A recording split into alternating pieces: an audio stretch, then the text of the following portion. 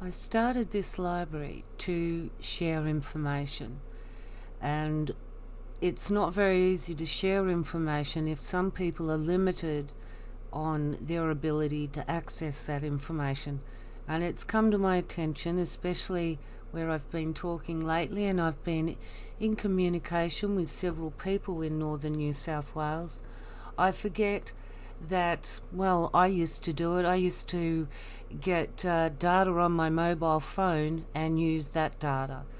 So not only is there a limited data usage, but also a limited stream to actually get that through on. And I have not accommodated for that in a lot of my uploads. Now this is going out to pretty much the Mt Burrell community. That I know that there are people out there that would like to access some of this information but are having issues with that. So if you would like to leave a comment, and if you want me to take the videos that are relating to your community area and reduce them down to the smallest size that I can and upload them here for you, or well, I don't want to re-upload them again to YouTube, but I can, like I have done with other ones here, just do a massive upload so that you can just go in there and pick out each video that you wanted to watch. And the reason that I'm bringing this up is because there's a lot been going on in your community for a lot of years, and well, it's probably seeming too many now. And it is my belief that there are more that are concerned and do not agree with what's been going on in this community, and would prefer that it not have been a problem or an issue in the first place. And I know that there are people that have had experiences that have been none too pleasant, and there have been threats made to people, threats carried out, and this kind of behaviour has to stop. The more that others think that they're in isolation, the more you become a target. This is where you can step into your own and show how you do work as a community. I know you do it already very well, and I'm not even in the area. I can't even tell you as much as what you could tell me. But I can coordinate a lot of things and bring information to a place where people can come to have a look at it. So if you wanted to drop me a line, a message, take it from there. There are many ways that I can communicate with people. But just as a quick thing while I'm on it, for those that haven't been able to watch the other videos, my involvement was, as I said, about 4 years ago was the last time I was in New South Wales. And I did have an experience with an alternative community that didn't end up being the best for me or for my two young adult kids, teenagers. So I sort of walked away with deflated expectations about what we as human beings could actually achieve, because ego seemed to get in the way so much. And it always seemed to come back to the same egos that I do more, I pay more, I contribute more. And it is not an idyllic situation when you find yourself that you thought the government was oppressive with a lot of rules. Oh, wait till you go to where they've got rules on rules on rules, and they like to change them on a daily basis, even though there's a format. Now, I did have a different thing to present today, but I got a little bit sidetracked and discovered bankruptcy listings. But before I get on to bankruptcy listings and other things like that, I have previously presented a web page with the bookmarks, and these were all the names that I had just gathered, both from the judgment summaries and anywhere else that they were associated. Some people are even on there just because they were associated with that person in some other context in the past. So they're not necessarily involved with the community before or now. But that was only with a couple of individuals. Now, I haven't focused on a lot of individuals in this at this stage because I've been dealing with the top rung of the pyramid, the developers.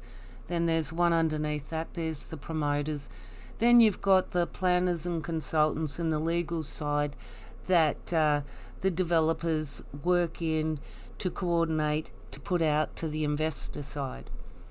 So I've pretty well identified the developers in it and the promoters, and these three people here I have not been really, like, I know they're still members, but I do not have anything other than I know they're still members.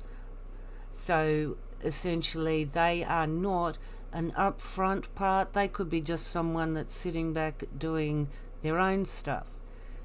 There are others that were listed that I've found out since then that are not on the list of developers but on the list of victims. The first one was actually Andrew Cody. Now, his name was only mentioned in the very beginning because it was his original concept and idea to set up this community. And he came in, he met Mark Darwin, and they discussed it, but they did not have the means or the know-how, basically, to achieve that dream. And in came the third party, Adrian Brennock. So basically, after everything that's gone on through the years, I'm not going to go through all of that because if you're a Mt Burrell member, you'll probably know community member, not this community member. You'll know better than what I'm saying here, what's going on.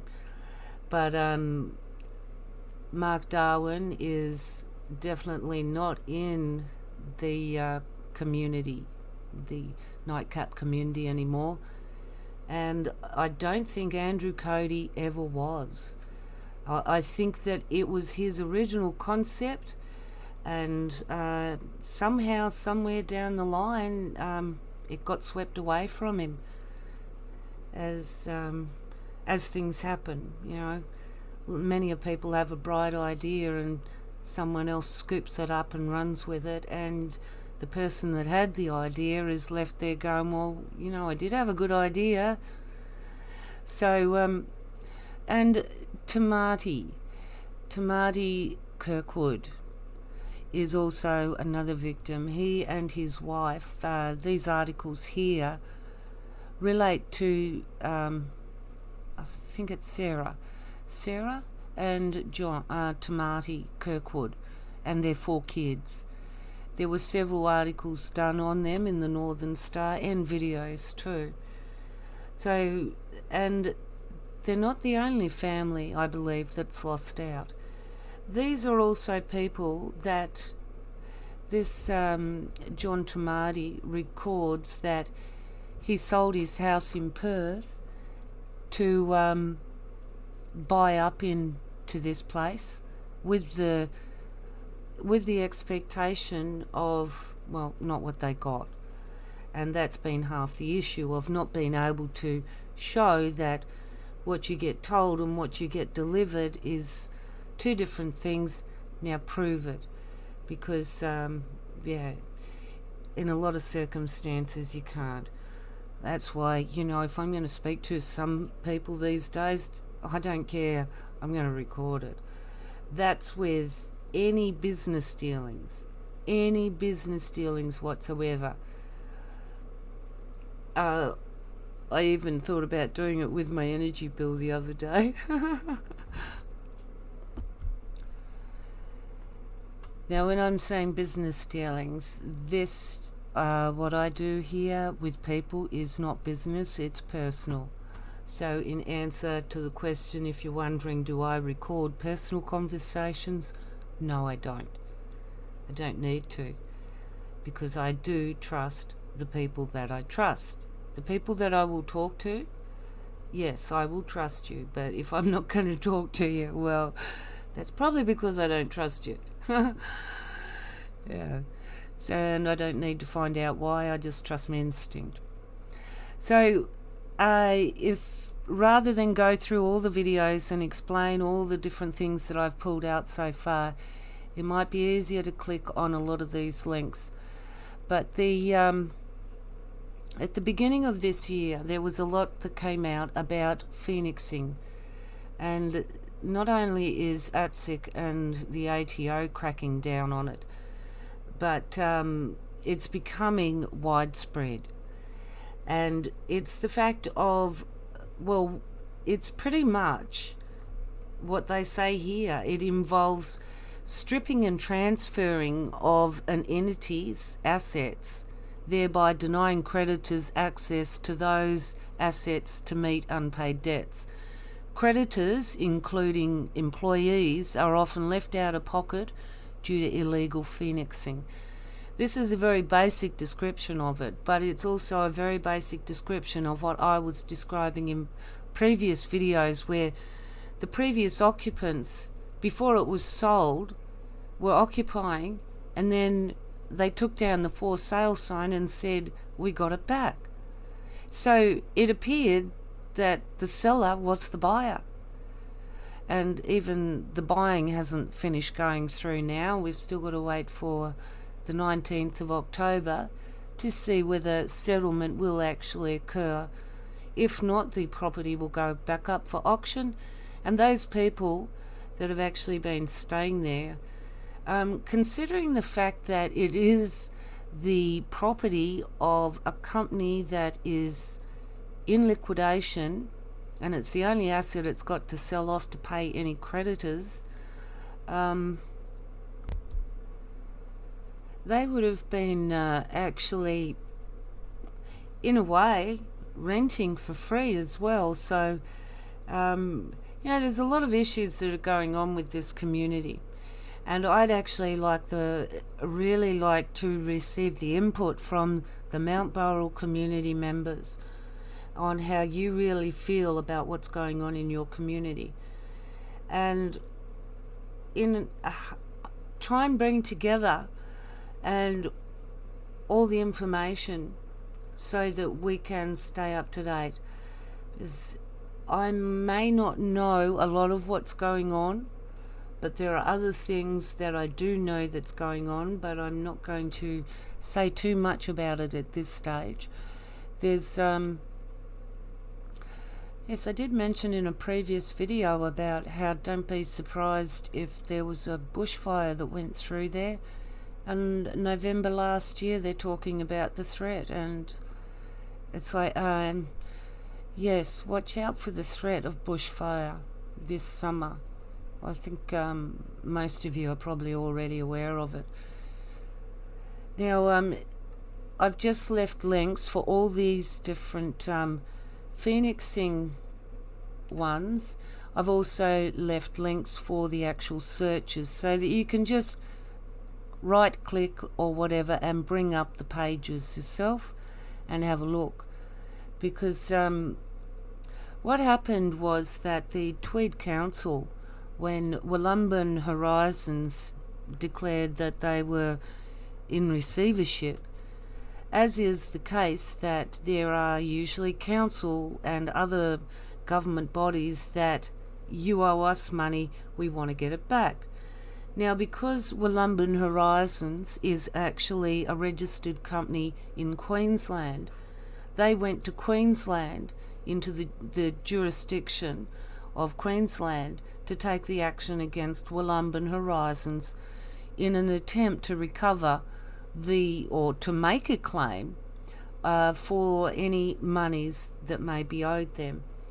And it was through this that the investigations of phoenixing were brought into question with regards to Wollumbin Horizons.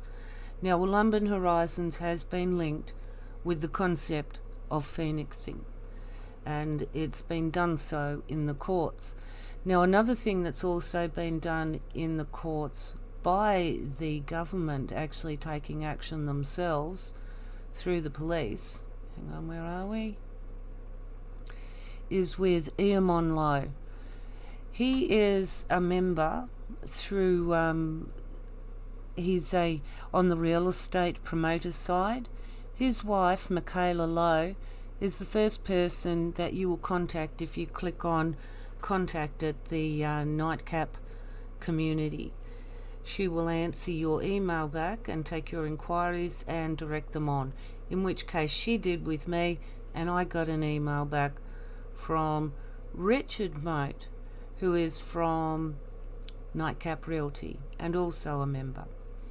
Now, Michaela Lowe runs Wren Realty. She actually has her own LinkedIn profile, and yes, that's her business. And her husband Eamon is, well, let's just say that August last year was a very busy time for Eamon Lowe when he was taken to court accused money launderer. Now, at the end of the articles that I've been able to come across, and no more since then, is that they are looking for, they'd bought it out in concern with cryptocurrencies and money laundering through certain businesses, and they finished it off with saying anyone out there that has had experiences, they believe there are other lost investors and they would like to speak to them. So this Eamon Lowe is, well, I am going to assume that it's still an ongoing investigation, considering there's nothing to indicate that it's stopped. And considering the activity of these 4 YouTube accounts down here that he started up, have only just been started up in 2020 and in May and June. And any other channels that he had are gone. Even older posts on previous blogs that they've gone, accounts suspended. So something's happened, and May, June this year, he has started to re-upload promotional material, but he's also got 2 profiles of a website. One, he's a female, the other one's he's a man, but one is clearly an older profile that links to old YouTubes and everything don't work. So that is just the investigations going on behind Eamon Lowe. Now, I've already talked about Max Egan and his Ken O'Keefe scam and debacle, and I think that I won't go into that at this point, but I'm just trying to say that there are at least some questionable actions involved with the promoters, who are all of these people are confirmed community members. They are all confirmed to be part of this community. And Max Egan especially, he got given it to him. He didn't even have to pay in. He got given it to him. Isn't that generous? So, yes, there's a lot of questionable people, well, questionable actions of people, allegations made against people that really have not been cleared up to the satisfaction of a lot of people. Now, I don't want to make this a long video, and I'm going to reduce it down to a very small size for the benefit of the Mt Burrell community on smaller bandwidth and limited data. But just before I do say goodbye, that was, the suppression of information to me is astounding. how can they suppress witness information? But this was court documents that I came up to do with Adrian Brennock and the Commissioner of Tax. It's because of a bankruptcy notice. Yes, Wollumbin Horizons is not only in receivership, but Adrian Brennock is actually a bankrupt. According to what's written on here and the orders, he applied to have the bankruptcy notice set aside, and the court said on the 12th of June, we'll give you an extension to comply with the bankruptcy notice until the 14th of August, in which time the court said no, dismissed, and basically he has to comply with the bankruptcy notice. Now, bankruptcy, it seems, has got a lot smaller. It used to be 7 years, but now it's 3. Well, it could be 5, but now it's down to 3 and 1 day. 3 years and 1 day. So that was just an interesting thing, and included in all these, in the shortcut bookmarks that I've given, are also different places for different courts, because you can't always search. You've actually got to find all the different courts and search specifically in there, because even the law library, like with this one, a lot of these are up there because they come as case law. So not every case is going to be listed there. The majority, yes, but not every case. So I've tried to include as many different places that you can search this kind of information for yourself, because I don't even know how I happened across this information, but I thought, well, and I started searching information. You just go in and where's the little search button that I went in? Back. Yeah, that's the search. You just type in a name in the search, and there it goes. He was just the first name, because out of the whole entire project, from its very early beginnings to right now, this person is the key player that has been involved all the way through. And so basically, in looking at the information, going back to the beginning and seeing where things went wrong, and pretty much who set them on course to go wrong, because the dream and the ideal was certainly corrupted and not delivered. Anyway, I'm going to leave it at that. For Wollumbin area residents, Mobart and Imban, you can drop me a line, because I guarantee you that they move around the area too, just like you do. And if you've had experiences that you'd like to share, even be willing to put down in a stat deck and say, this is, what I declare to be true, and put it to the weight of opinion of many others, you can consider that. Anyway, I've been yakking enough for trying to keep it short. Take care, everybody, and I'll talk to you next time.